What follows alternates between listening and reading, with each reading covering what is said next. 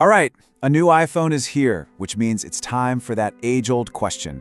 Do you actually need to upgrade?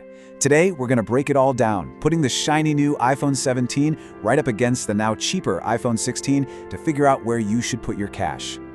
And this is the classic dilemma, isn't it? You've got the brand new iPhone 17 calling your name with all its new bells and whistles. But then you look at the iPhone 16, still an amazing phone, and now it's got a price cut. It's the new and shiny versus the tried and true. So let's figure this out together. Okay, so let's get right into it. The annual upgrade dilemma. And for most people, the first question is always about the price. So let's look at the numbers and see what you're actually getting for your money. Okay, so right off the bat, you're looking at a $100 difference. The iPhone 16 with its new price drop starts at a very tempting $729. The iPhone 17?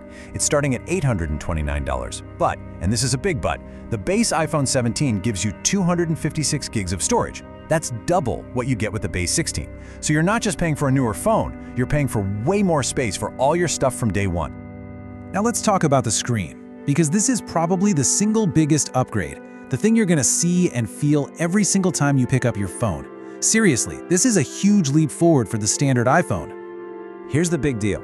The iPhone 16 has a 60Hz screen. The iPhone 17, a full 120 Hz. What does that actually mean for you? It means everything is just buttery smooth. Scrolling through Instagram, playing a game, just swiping around your home screen, it's incredibly fluid. And this new screen tech also means the standard iPhone finally gets the always-on display, so you can just glance down to see the time or your notifications without having to tap the screen. It's a game changer. And get this, the brightness is just on another level. We're talking 3000 nits peak brightness. Now the iPhone 16 was already really bright at 2000 nits, which is great. But this jump, it means when you're outside in direct sunlight, you're not going to be squinting and cupping your hand over the screen to see. You'll actually be able to see everything perfectly. It's a massive difference. And check this out. They even made the screen bigger without making the phone wider. It's gone from 6.1 inches to 6.3. How'd they do it? They just shrunk the bezels, those little black borders around the screen, so you get more screen to look at, but the phone doesn't feel like a giant brick in your hand. Pretty smart, right? All right, let's move on to the cameras. For all you photographers out there, this is where things get really interesting. Let's see what the big upgrades are this year. So, the main camera is still that fantastic 48-megapixel sensor on both phones. No change there. But the ultra-wide camera, now that's a different story. It jumps from 12 megapixels on the 16 to a whopping 48 megapixels on the 17. That's 4 times the resolution. So when you take those big sweeping landscape shots or a huge group photo, you can zoom in and crop later without it all turning into a blurry mess. Everything is just so much sharper. And hey, let's not forget the selfie camera. That gets a nice little bump too, up to 18 megapixels on the iPhone 17. So your selfies and your video calls, definitely gonna look sharper. Plus, there's this cool new software trick for the iPhone 17 called Center Stage. You know when you're taking a selfie and a friend jumps in and you have to awkwardly reframe the shot? Well, this does it for you. The camera automatically widens to fit everyone in. It's a little thing, but it's super handy. Okay, so a better screen and better cameras are great. But what's going on inside? Let's talk about the engine that powers all this, and more importantly, the two things everyone really cares about, battery life and charging speed. And wow, the difference in battery life it's huge. The iPhone 16 gets you a very respectable 22 hours of video playback.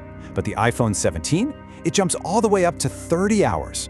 For heavy users, that's the difference between cruising through your day without a worry and frantically looking for a charger by dinner time. And when you finally do need to plug in, the iPhone 17 gets you back up and running way faster. We're talking 40-watt fast charging. It can get to 50% battery in just 20 minutes. That's a whole 10 minutes faster than the iPhone 16. So let's just be clear, it lasts way longer and it charges way faster. That's a pretty big win.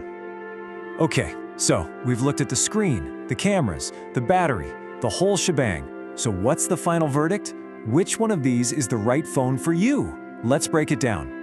The iPhone 16 is the smart, practical buy. If you're on a budget or you just want amazing value, this is your phone.